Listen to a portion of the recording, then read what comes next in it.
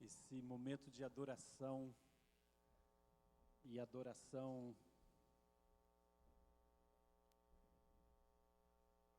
é aquilo que a gente faz quando está na presença manifesta de Cristo. Tozer, teólogo aliancista, ele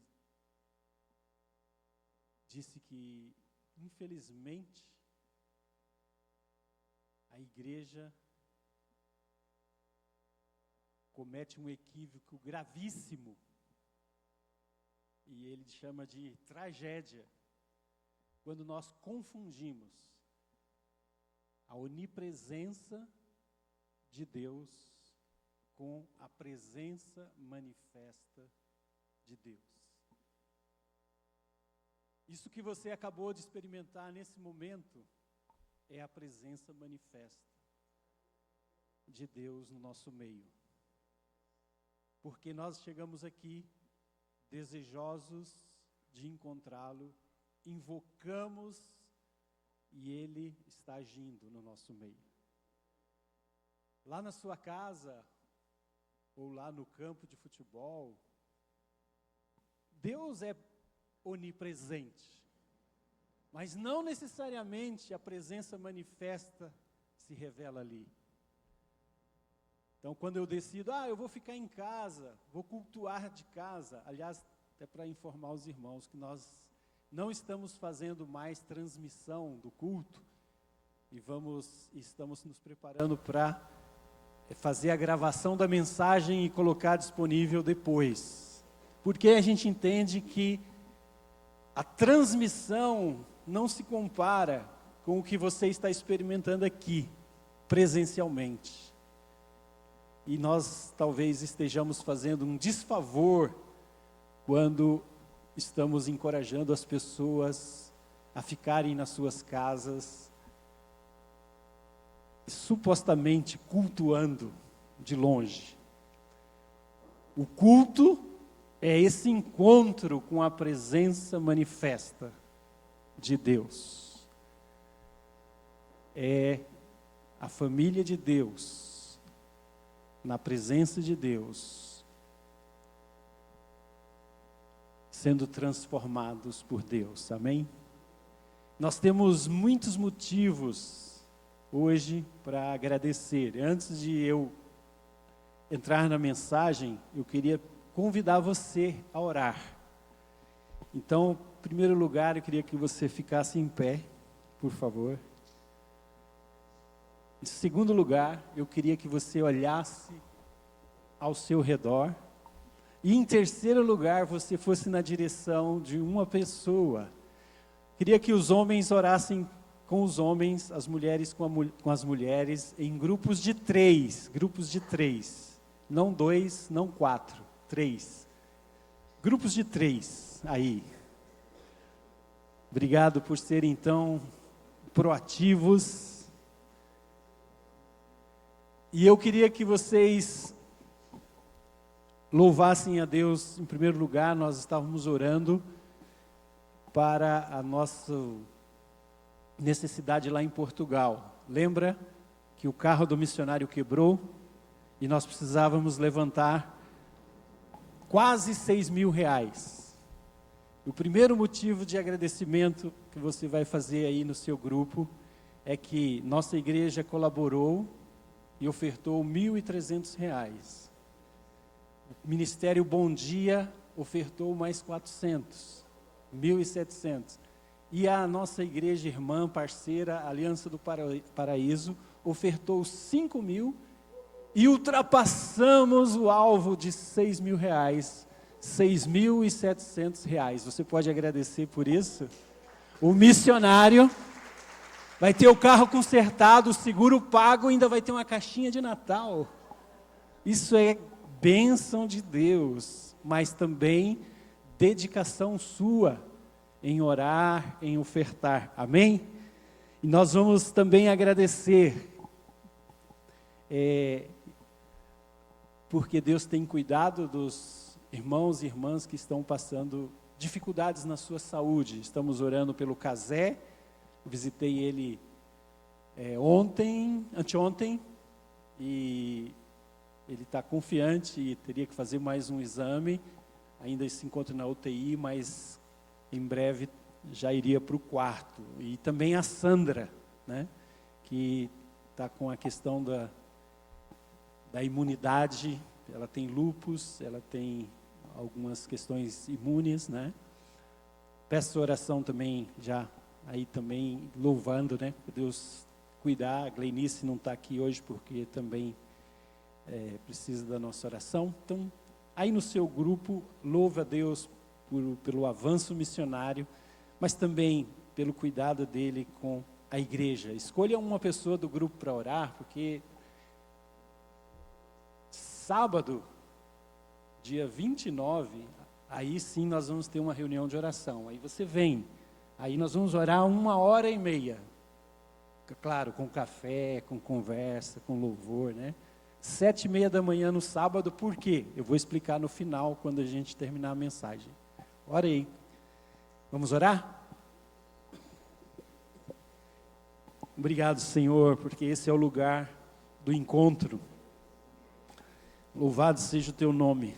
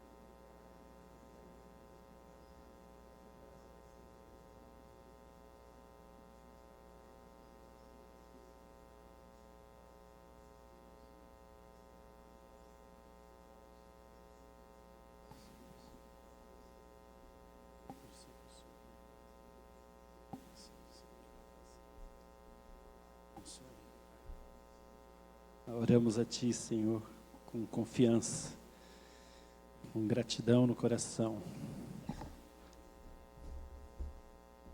Obrigado, Pai.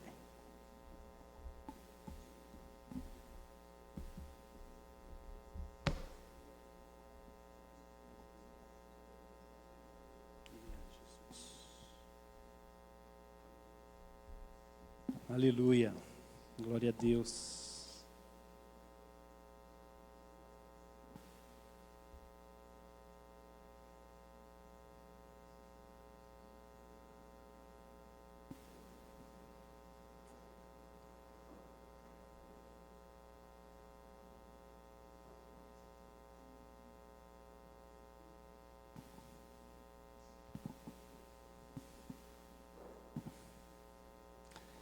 Te louvamos, Senhor, te agradecemos por Tua presença manifesta. Revela a Tua palavra aos nossos corações e continua guiando os nossos passos como família, certos de que o Senhor cuida de nós, cuida da nossa família, em missão contigo. Louvado seja o teu nome. Amém. Deus nos criou para um relacionamento, mas não para aí. Esse relacionamento nos leva à representação do nome dele. Deus nos criou a sua imagem e semelhança para que nós pudéssemos conhecê-lo, mas também fazê-lo conhecido. Por isso, Deus salvou você, a mim, e reuniu num corpo, que é a igreja, para um propósito: revelar o Pai. ao mundo. João capítulo 17 é o texto que nós estudaremos hoje, e eu queria convidar você para a gente ler o início. Apenas o início, e a gente vai lendo ao longo do texto. João 17, de 1 a 4. Depois de dizer todas essas coisas, Jesus olhou para o céu e orou: Pai, chegou a hora. Glorifica teu Filho, para que ele te glorifique. Pois tu lhe deste autoridade sobre toda a humanidade. Ele concede vida eterna a cada um daqueles que lhe deste. E a vida eterna é isto, ou é esta: conhecer a ti, o único Deus verdadeiro, e a Jesus Cristo, a quem enviaste ao mundo. Eu te glorifiquei aqui na terra, completando a obra que me deste para realizar. Amém? Obrigado, Senhor, pela tua palavra, que nós abrimos com fé e pedimos que ela continue trazendo entendimento e obediência, em nome de Jesus. Amém. O nosso verso tema é João 20, 31, quando o Senhor Jesus, na verdade, quando o apóstolo João, o autor do Evangelho, ele sinaliza o caminho, dizendo que estes sinais foram escritos para que vocês creiam, tenham um relacionamento com o Criador, creiam que Jesus é o Cristo, o Filho de Deus, e crendo, tenham vida em seu nome, representem o seu nome, demonstrem e revele o Deus que Ele é. Como eu falei aqui mês passado, eu sou um pastor apaixonado pela pessoa do apóstolo João. E eu descobri que não sou o único, né? O pastor de onde eu cresci, o Jair Francisco de Macedo, expõe Vida em Jesus, uma caminhada de discipulado no Evangelho de João. Recentemente eu descobri vários livros do A.W. Tozer. E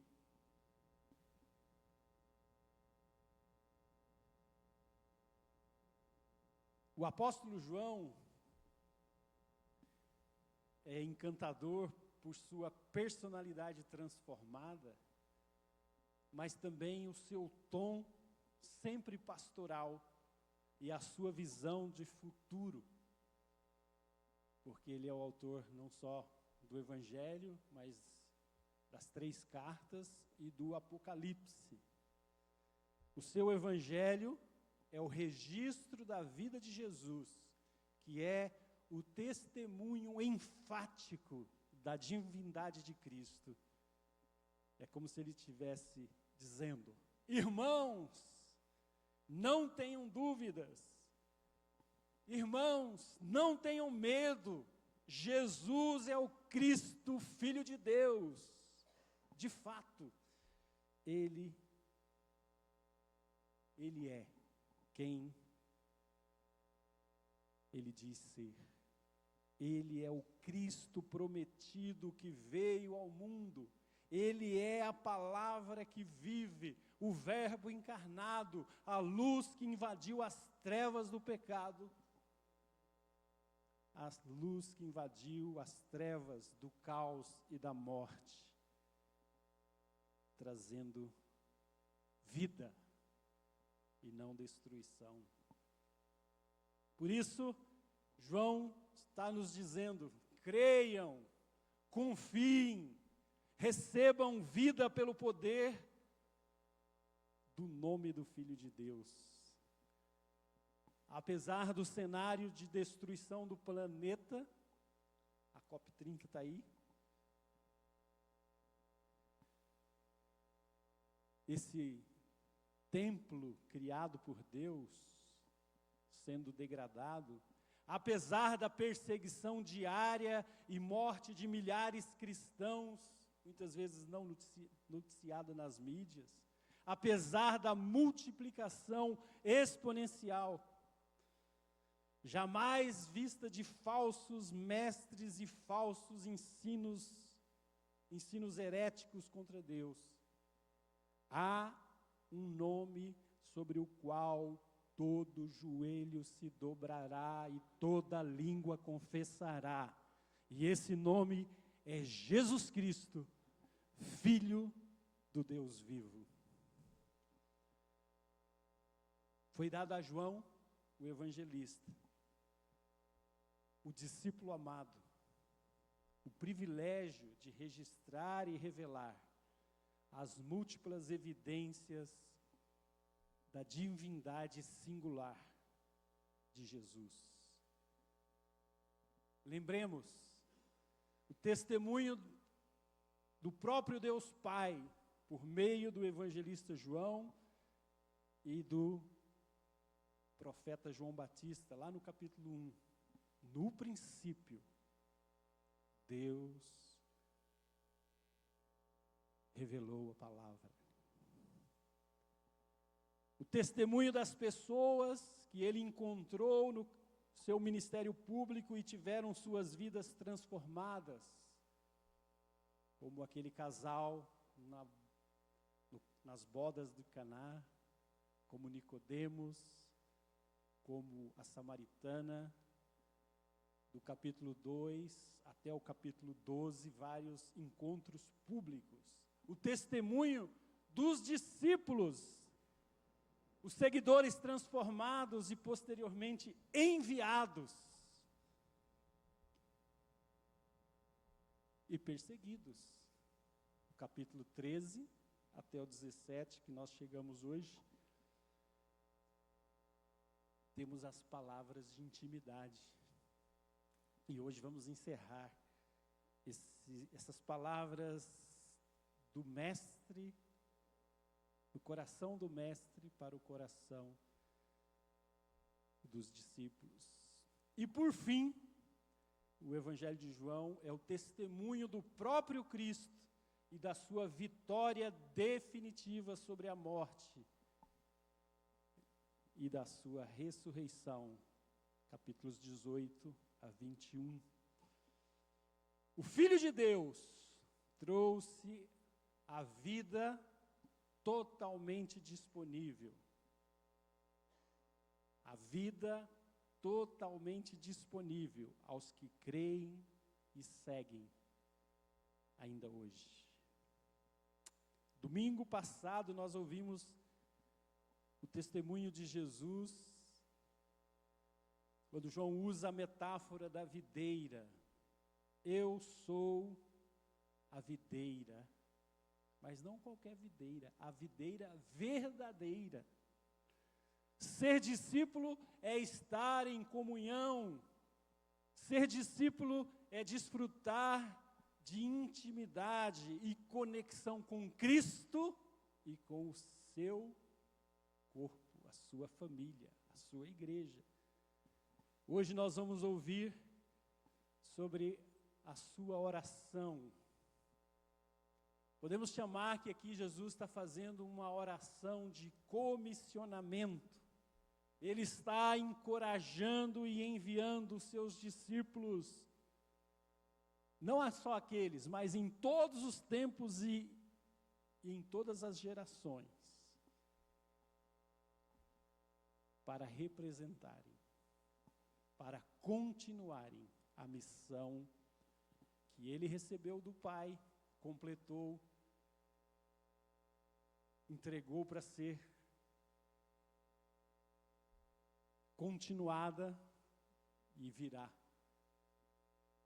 para fechar, conforme nós lemos no Apocalipse. E ele antecipa, ele viu povos de todas tribos, raças, línguas e nações reunidas diante do trono e adoravam, dizendo: Santo, Santo, digno, digno, a Ele todo louvor, toda honra, toda glória. João, agora o místico, recebe a visão do que está por vir.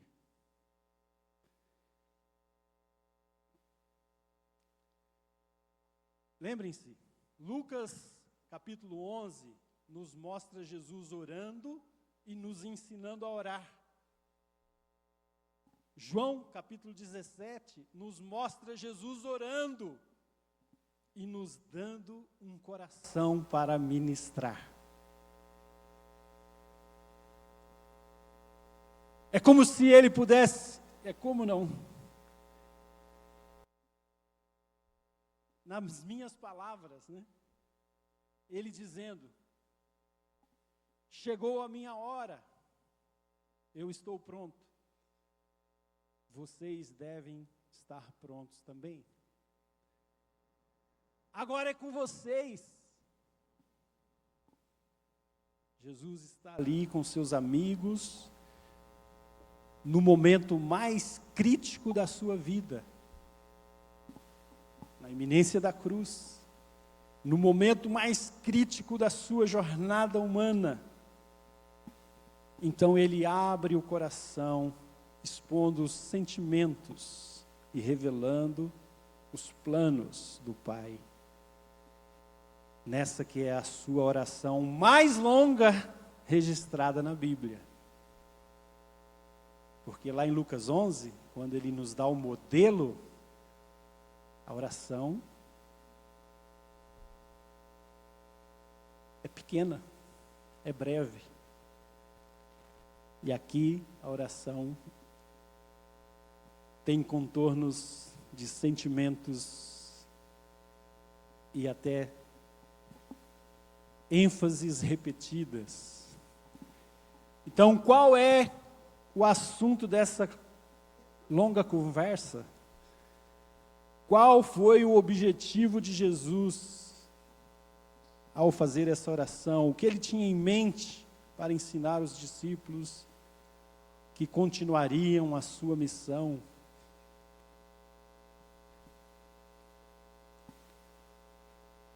Que seriam a semente e a extensão da igreja que começaria. Eu queria deixar essa palavra bem firme no seu coração. O pastor Jair, quando ele expõe a oração sacerdotal de Cristo, assim também chamada, ele recorre às palavras de um pai da igreja, Melanchthon: nenhuma voz já se ouviu na terra ou no céu, nem mais santa, mais frutífera, mais sublime do que a voz do próprio Filho de Deus em oração. Quando a gente adentra João capítulo 17, nós entramos no cenáculo, nós entramos no quarto secreto, nós entramos no upper room de Jesus. Nós entramos no momento de intimidade dos primeiros discípulos. E essa oração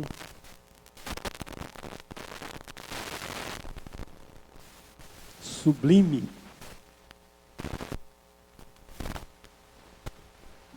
é A oração onde Jesus nos encoraja a perseverar e a ministrar, a permanecer na comunhão com Ele, ministrar o amor que recebemos dele.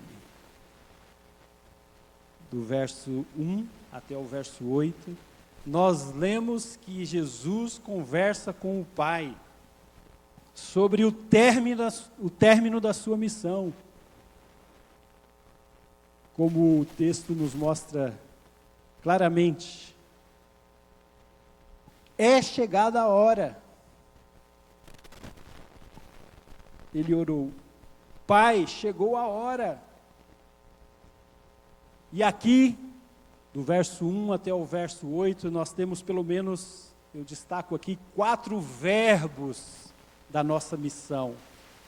4 verbos da nossa salvação. O primeiro verbo é glorificar. Glorificar ao Pai. Você existe para a glória de Deus. Seja comer, seja beber, seja qualquer coisa fazer, diz o apóstolo Paulo. Vivam para a glória de Deus. Efésios fala que a igreja, ela existe para a glória de Deus. Glorificar ao Pai. Mas o segundo verbo aqui é o verbo revelar. Revelar o plano. O Pai que criou tem um plano. E esse plano, Ele não desiste, porque é Ele que tem a autoridade. É Ele que detalha como tudo acontecerá. Revelar o plano. O terceiro verbo é conhecer. Conhecer o Pai.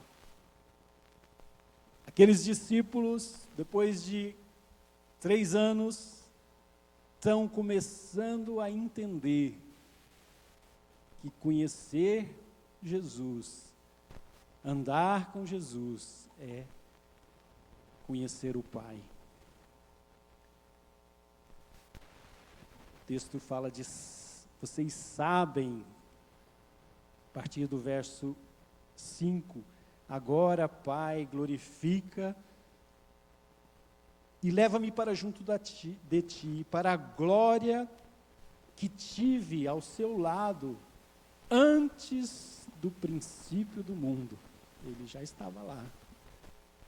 Eu revelei Teu nome àqueles que me deste no mundo. Eles sempre foram Teus. Tu os deste a mim. E eles obedeceram a Tua palavra. Olha o verso 7. Agora eles sabem que tudo o que eu tenho vem de Ti. Eles conhecem a minha fonte, pois lhes transmiti a mensagem que me deste. Eles aceitaram e sabem, na outra versão, conhecem que eu vim de Ti e creem que Tu me enviaste. O quarto verbo é o verbo crer. Você nasceu para glorificar, revelar o Pai e o plano. Você nasceu para crescer, conhecer Deus, crendo no Seu Filho Jesus Cristo, que é o único mediador entre Deus e o homem. Verso 2 e 3 quero destacar. Olha só na oração. Pois Tu, Pai, lhe deste autoridade, está falando do Filho, sobre toda a humanidade. Quem deu? A quem? O Pai deu ao Filho autoridade. Ele, o Filho, concede vida eterna. A vida eterna é um presente. Presente da vida eterna a cada um daqueles que lhe deste. Quem deu foi o Pai, deu ao Filho, mas Ele deu àqueles que creem. E que vida eterna é esta? E a vida eterna é esta: conhecer a Ti, o único Deus verdadeiro, e a Jesus Cristo, a quem enviaste ao mundo. Conhecer Deus. Conhecer Cristo. Ir na direção que Ele foi. Pergunta que é simples, mas não menos urgente e importante. Você já conjugou os verbos da salvação? Você já creu em Cristo como seu Salvador pessoal? Você está crescendo em conhecer, em crer e conhecer Jesus cada dia? Sua vida verbaliza a transformação do Evangelho? Sua vida glorifica o Pai? Sua vida revela o plano que Deus tem para cada pessoa e esse mundo? Lembra, você foi criado à imagem e semelhança de Deus para conhecer, para se relacionar com Deus, mas também para revelar a face desse Pai amoroso para um mundo quebrado, para um mundo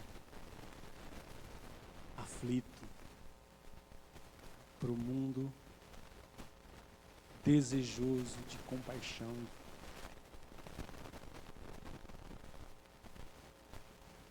Versos 1 a 8, então, nos mostra que Jesus orou por Ele mesmo. Você ora por você mesmo? Ah, não, pastor, eu oro por tantas pessoas que eu não mereço. Jesus orou por Ele mesmo, pela missão que Ele recebeu. Nós devemos ser os primeiros intercessores da nossa saúde espiritual. Mas Jesus aqui ora também pelos discípulos. Jesus conversa com o Pai sobre a continuidade da missão dos discípulos do momento presente, aqueles 12. E Jesus fala ao Pai sobre as necessidades dos seus discípulos. Se olharmos do capítulo 9 até o verso 19, nós vamos ver que Jesus, Ele pede pelo menos 4 coisas muito claras aqui. A primeira delas é proteção. Proteção.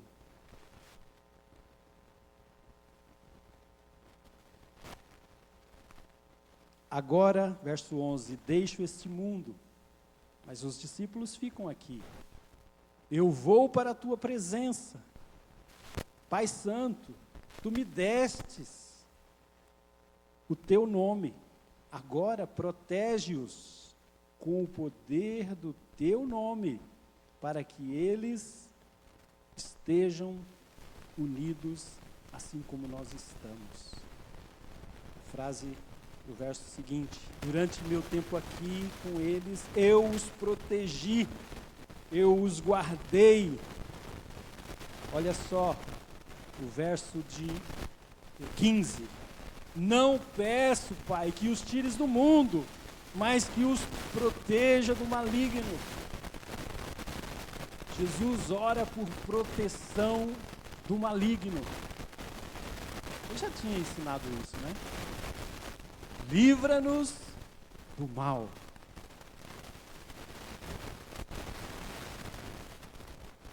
livra-nos da tentação.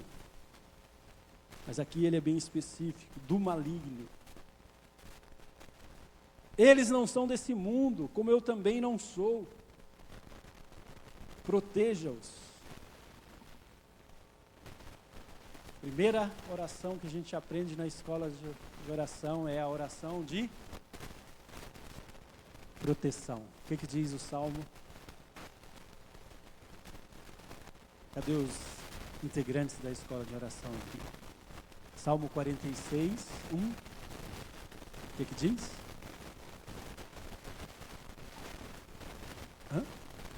Deus é o nosso refúgio e fortaleza.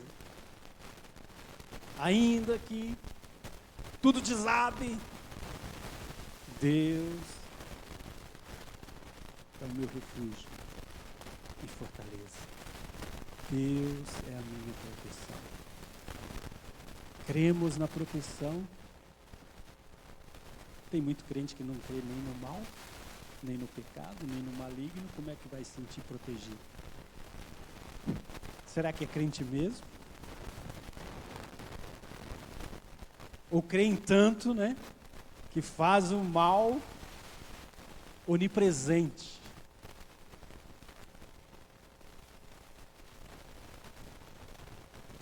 Deus é o nosso refúgio.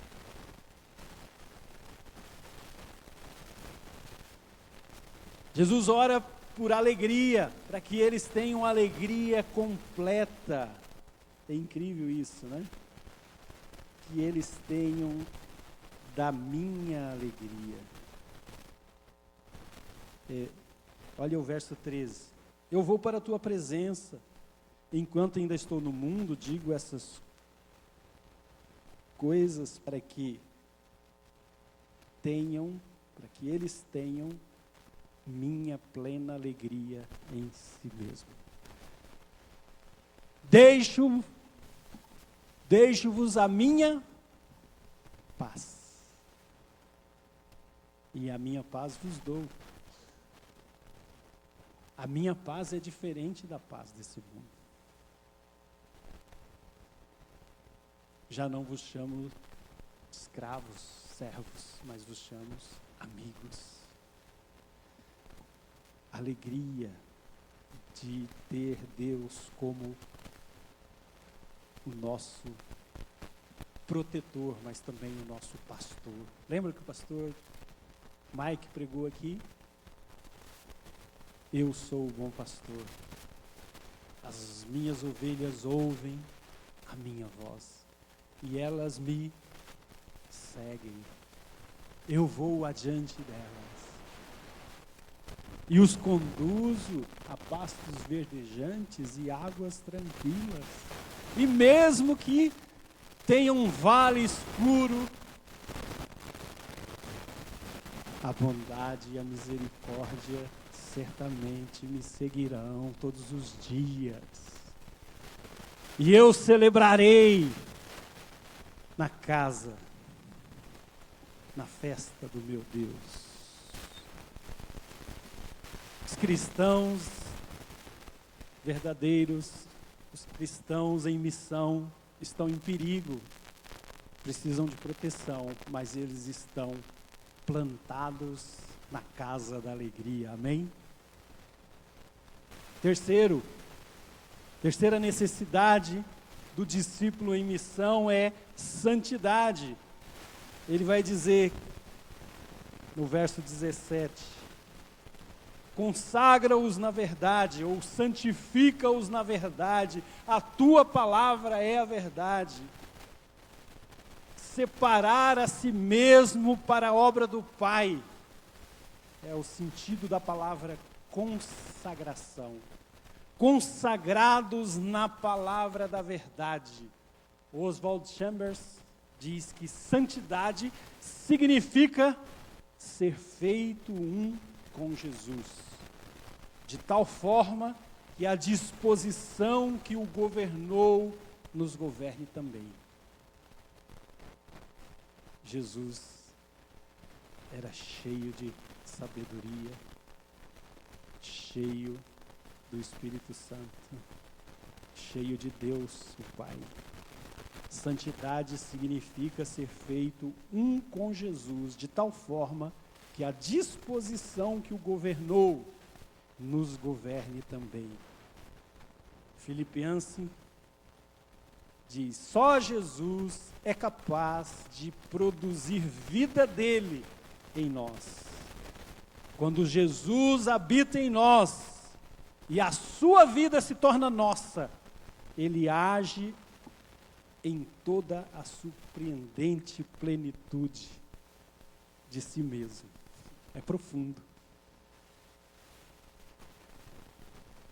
Só ele pode produzir vida em nós. E quando ele habita em nós, a sua vida, a nossa vida floresce. Quarto lugar, precisamos sim de proteção, de alegria, de santidade. Nós também, como cristãos em missão, precisamos de propósito. A missão dada é um propósito. Olha o verso 18. Assim como tu me enviaste ao mundo, eu os envio. Se você for lá no capítulo 20, verso 21, você vai ver a repetição desse verso, que é a grande comissão em João. A grande comissão aparece em Mateus, em Marcos, em Lucas, em João, em Atos, em toda a Bíblia. Não é? O Salmo diz que nós somos abençoados para abençoar. O povo de Deus é um povo com um propósito, é um povo enviado. A missão do Cristo é a mesma, a missão do cristão é a mesma do Cristo, que é a mesma do Pai.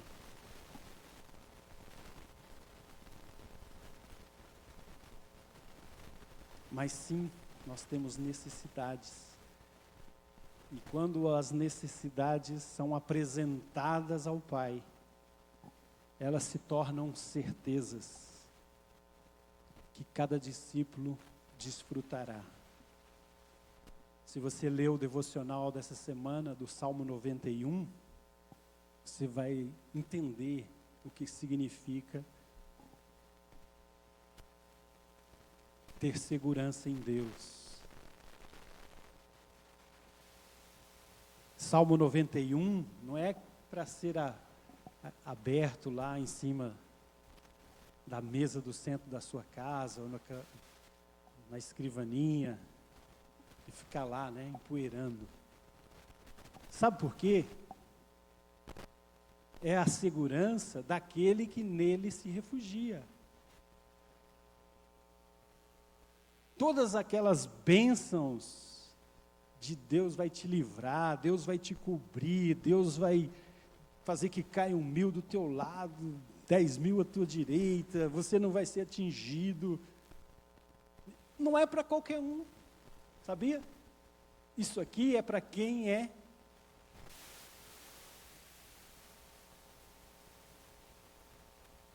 quem nele se refugia. É para quem é cristão. Olha como o Salmo começa. Aquele que habita. Habita onde? Na presença manifesta do Altíssimo. Aquele que habita no Altíssimo. Aquele que descansa à sombra do Onipotente. Aquele que descansa, que habita, aquele que diz: Ele é meu Deus, o meu refúgio, a minha fortaleza, e nele confiarei. Então, se você habita na casa de Deus, se você habita em Deus, no Pai, no Filho e no Espírito Santo, você pode reivindicar, requerer as bênçãos que esse salmo, mas não é um salvo-conduto. Mas você pode dizer, como no verso 9 diz, porque tu, o Senhor, és o meu refúgio, o Altíssimo é a tua habitação. No final do Salmo diz, ele me invocará e eu lhe responderei. Estarei com ele na angústia, livrá-lo-ei e glorificarei. Dar-lhe-ei abundância de dias e lhe mostrarei o caminho da minha salvação. Pergunta simples, mas também difícil. Você está habitando em Jesus? Jesus, o Filho de Deus, é que nos garante proteção. Jesus, o Filho de Deus, é que nos garante santidade. Não é você, é Ele. É somente fazendo de Jesus a nossa casa que desfrutaremos a alegria e o propósito para viver. Ou você está em casa, à mesa com o Pai, ou Jesus ainda está batendo. Eis que estou à porta e bato. Se alguém abrir, eu entrarei. Terei comunhão com Ele e Ele comigo. Gente, a nossa mesa pode ser pequena, mas a mesa de Jesus, ela é grande.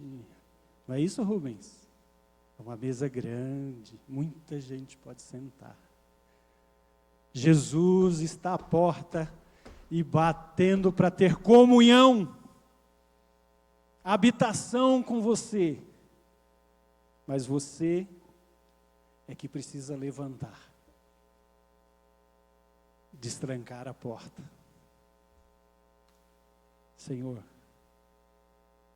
eu quero te conhecer.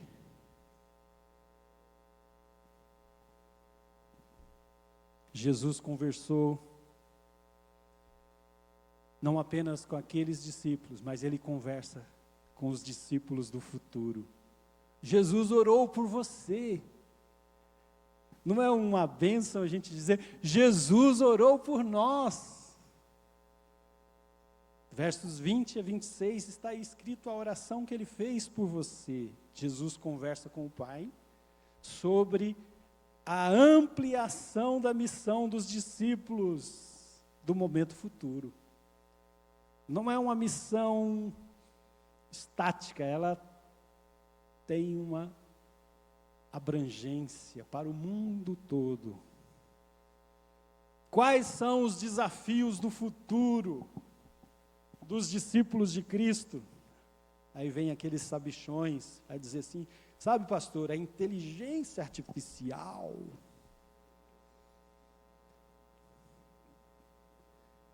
Não estou contra a inteligência artificial, o aquecimento global, outras coisas,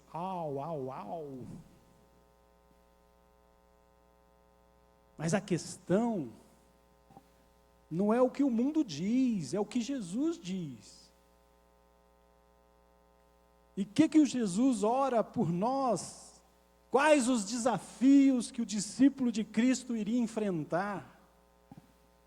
Certamente, as consequências desse mundo louco, desse mundo caótico. Mas ele fala que a sua igreja, os seus discípulos, têm um desafio ainda maior, que é o desafio, em primeiro lugar, da unidade. Desafio de ser um com Ele, com o Pai e uns com os outros. Um mesmo sentir, pensar e agir. Um mesmo espírito, um mesmo clamor. Santificado seja o teu nome. É a oração da igreja. Venha o teu reino. É a oração dos discípulos de Cristo. Seja feita a tua vontade.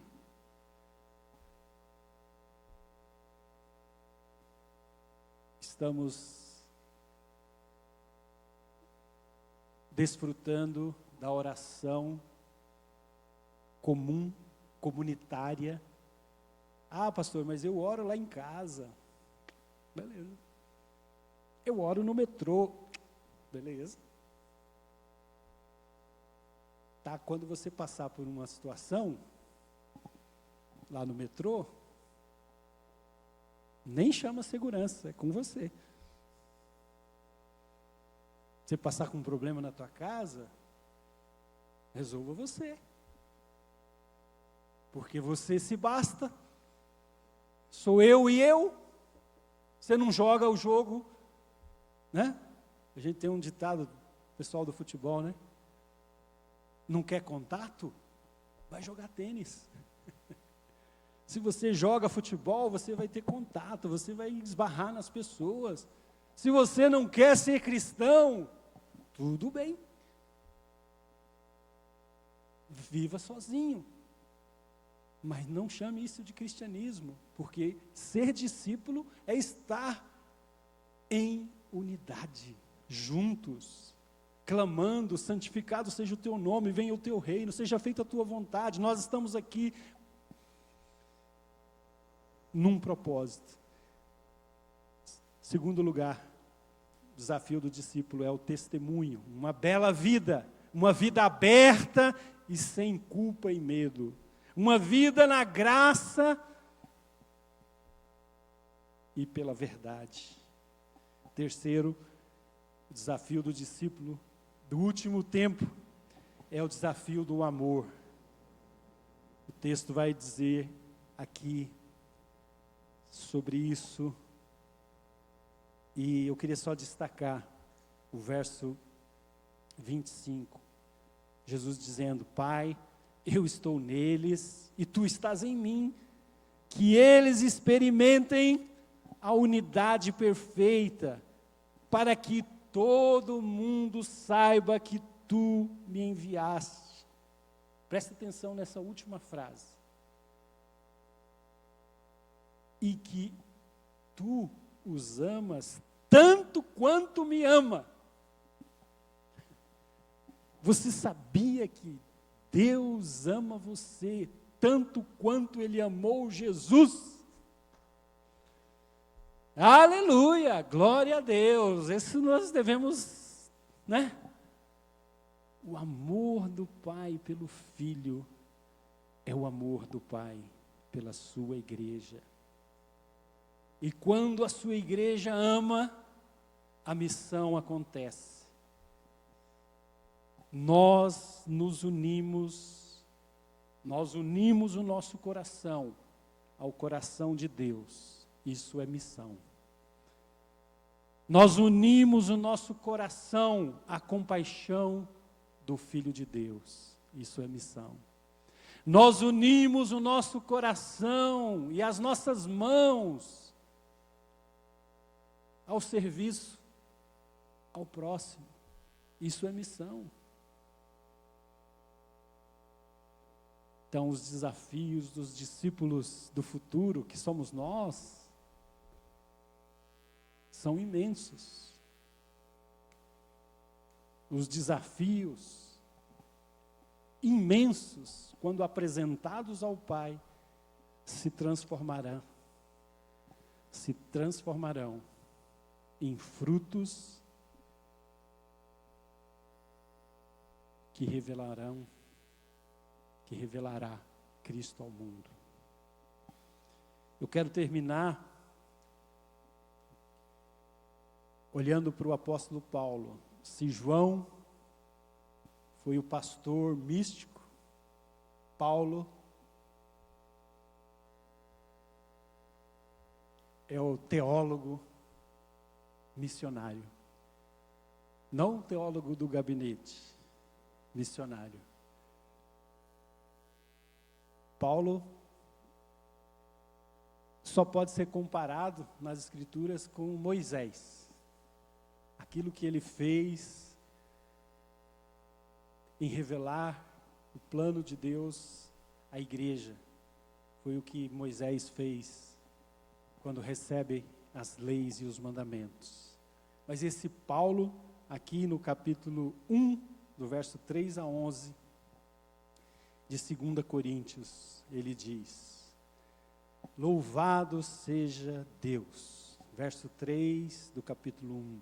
Louvado seja Deus, Pai de nosso Senhor Jesus Cristo, Pai misericordioso e Deus de todo encorajamento. Louvado seja esse Pai. Ele nos encoraja em todas as nossas aflições, para que com o encorajamento que recebemos de Deus, possamos encorajar outros quando eles passarem por aflições.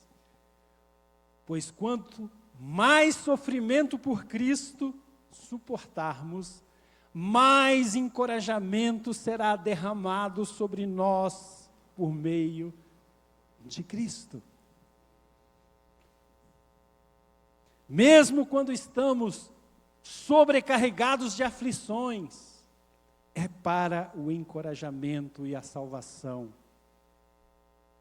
de outros. No caso aqui ele fala de vocês, coríntios.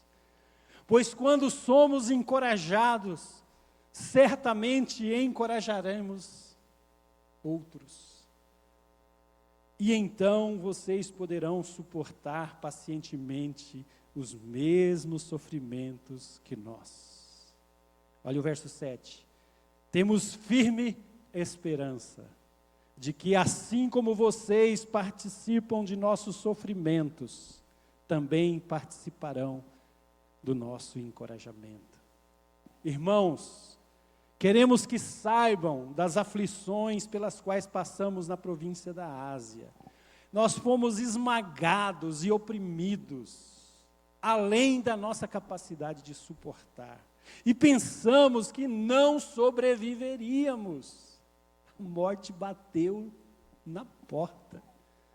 De fato, esperávamos morrer. Mas sabe qual foi o resultado? Olha o testemunho de Paulo. Essa situação, meus irmãos, me permitiu deixar de confiar em mim mesmo. Deixamos de confiar em nós mesmos e aprendemos a confiar somente em Deus. Esse Deus que ressuscita mortos. Ele nos livrou do perigo mortal. Ele nos livrará outra vez. Nele depositamos a nossa esperança. E Ele continuará a nos livrar. Livrou, livra e segue livrando. E como que Ele faz? Paulo revela aqui, olha o verso 11. Vocês nos têm ajudado. Que ajuda que Paulo está recebendo aqui? Ao orar por nós. Então muitos darão graças, porque Deus em sua bondade respondeu tantas orações feitas em nosso favor. Jesus orou. Isso deveria ser suficiente para nos fazer orar. A oração de Jesus nos encoraja a perseverar e a ministrar amor. Veja como essa profunda e misteriosa oração começa. Se você voltar no verso 1 do capítulo 17, diz assim: depois de dizer todas essas coisas, Jesus olhou para o céu e orou: Pai, é agora. Nós estamos olhando para onde?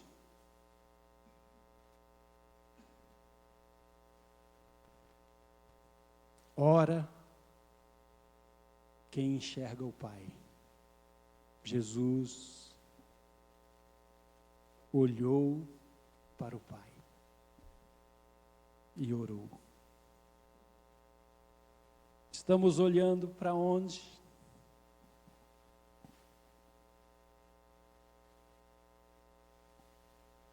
Interessante que o texto diz, depois de dizer todas essas coisas. Que coisas foram essas que Jesus tinha dito?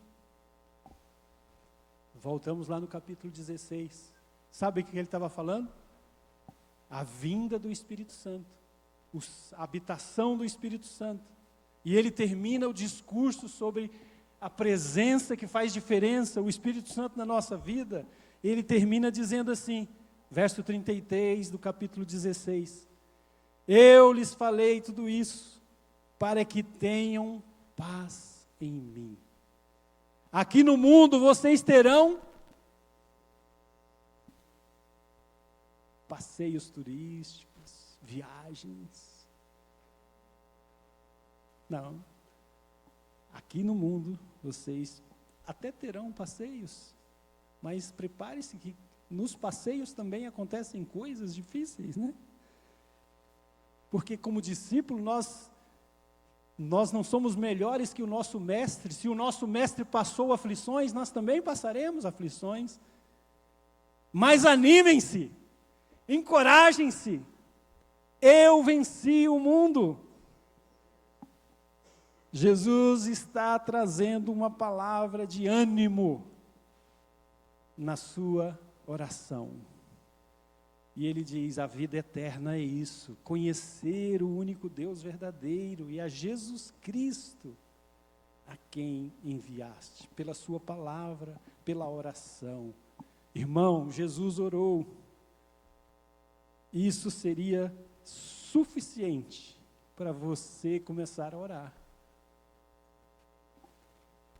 Amém? Porque nós queremos viver a vida cristã sem oração. Ele orou por sua missão, ele orou pelos seus discípulos. Você está orando pelos seus discípulos? Ele orou pelas futuras gerações de discípulos. Você ora pelo seu filho, criança, neto, né?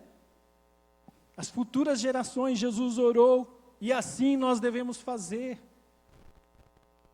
E o autor de Hebreus ainda nos dá a cereja do bolo. Eu não lembro agora o texto agora, mas vou mencionar de cabeça. Que ele diz que Jesus, à destra do Pai, intercede por nós. Jesus continua a orar por você. O Espírito dele está em você, para que você seja um com ele. Nosso Upper Room de novembro será o último do ano de 2025. Se tiver uma imagem aí, Bruno, vai ser difícil que eu não te avisei, né? Mas talvez esteja nos avisos, né? O Upper Room de novembro, que acontece num horário especial, num dia especial, terá um café especial, porque você vai estar aqui, você vai trazer um pãozinho para nós, um bolo. A gente faz o café, mas você traz o de comer, tá bom? Será às 7:30 da manhã, antes do concílio. Mas quando você vê aquela imagem do Upper Room, lembra que Jesus nos ensina a orar. Mas Jesus nos ensina, como foi dito aqui, né? A perseverar e ministrar. Eu quero que você, no ano de 2026, faça aquela pequena oração que Jesus ensinou os discípulos. Senhor, me ensina a orar. Uma oração pequenininha, Senhor, me ensina a viver a sua missão. Amém? Coloque-se em pé, nós vamos orar uma canção que é a oração que o Senhor nos ensinou, em forma de música.